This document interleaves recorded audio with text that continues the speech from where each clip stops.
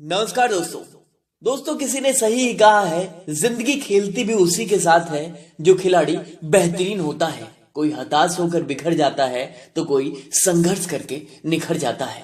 जी हाँ, ऐसा ही कुछ हो रहा था आईएएस अफसर बनी साक्षी के साथ, यानी कि यूपीएससी टॉपर रही साक्षी के साथ। उत्तर प्रदेश के कानपुर में यही कोई तकरीबन शाम होने की थी।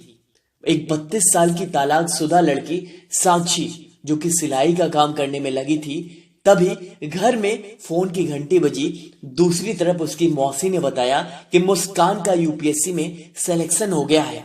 जी हाँ, उसकी मौसी की लड़की मुस्कान, यानी कि साक्षी की मौसी की लड़की मुस्कान अब आईपीएस बन गई थी।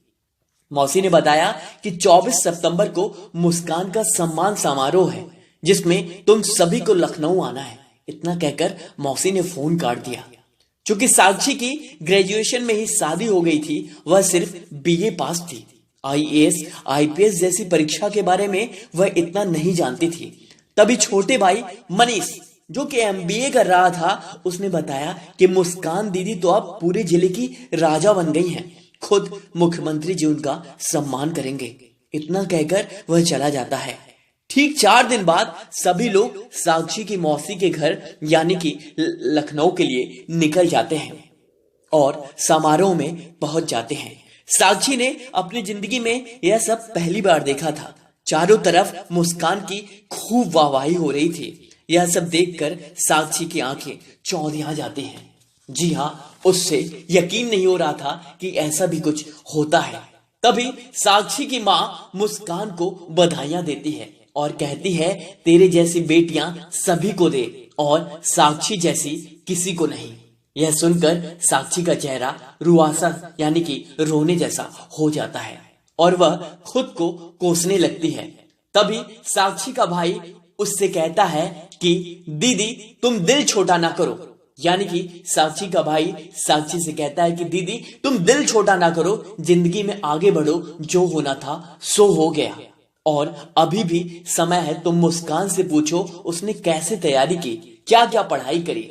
साक्षी मुस्कान से पूछने लगती है कि यूपीएससी की परीक्षा क्या है, इसके लिए क्या क्या पढ़ना होता है।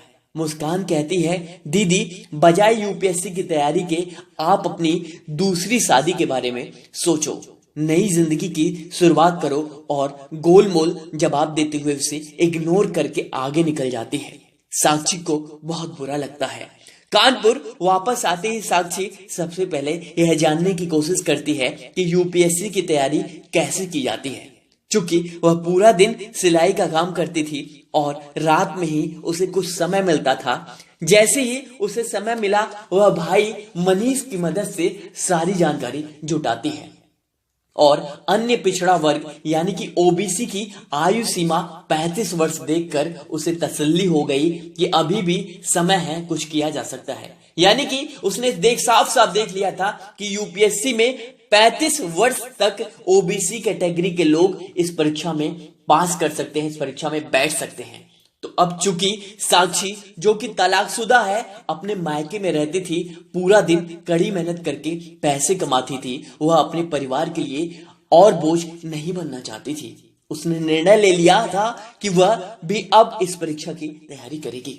भाई की मदद से वह एनसीईआरटी की किताबें मंगवा लेती है और पूरा दिन सिलाई का काम करते और रात में पढ़ाई में लग जाती थी।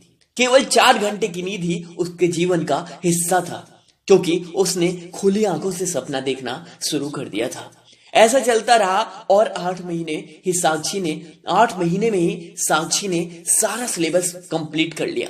सामाजिक ताने बानों के बावजूद साक्षी ने हिम्मत नहीं हारी और पहले प्रयास में यूपीएससी की प्रीलिम्स परीक्षा यानी कि प्रारंभिक परीक्षा क्वालिफाई कर लिया। अब असली अग्नि परीक्षा तो मेंस एग्जाम की थी, जिसकी क्लास बहुत ही महंगी थी। यानी कि साक्षी के पास, उसके घरवाले के पास इतने पैसे नहीं थे कि उसे मेंस की क्लास करवा सके और साक्षी की आर्थिक तंगी एक बहुत बड़ी चुनौती थी। जी हाँ, तभी छोटे भाई मनीष ने बताया कि दीदी आप यूट्यूब के माध्यम से फ्री में पढ़ सकती हैं और साक्षी ने रातों की नींद छोड़कर जी जान से मेंस की तैयारी शुरू कर दी।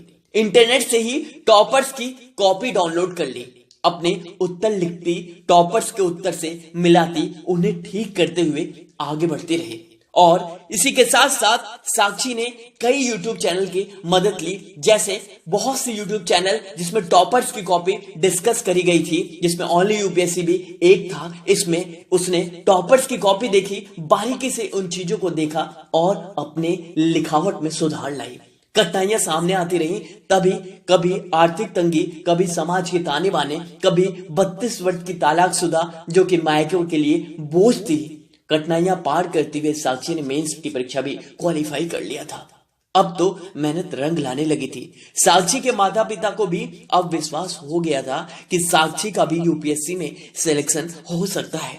अब बारी थी अंतिम पड़ाव की। साक्षी के इरादे नेक थे, रात दिन की कड़ी मेहनत थी और इस बार भी साक्षी उम्मीदों में खरी उतरी थी और आईएएस की परीक्षा में बेहतर रैंक के साथ साक्षी ने यूपीएससी की परीक्षा में टॉप कर दिया था। जी हां, साक्षी ने यूपीएससी की परीक्षा में अपना अंतिम रिजल्ट में अपना नाम ला दिया था। अब साक्षी के माता पिता को भी उस पर गर्व महसूस हो रहा था। साक्षी की मां ने कहा, तू पनौती नहीं बल्कि हमारे लिए वरदान है, ऐसी बेटी सभी को मिले। अब साक्षी सभी के लिए उदाहरण बन गई थी।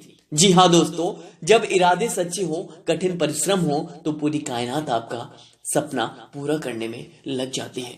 किसी ने ठीक ही कहा है, लहरों से डरकर नौका पार नहीं होती और कोशिश करने वालों की कभी हार नहीं होती। जी हां दोस्तों, कोशिश करते रहे।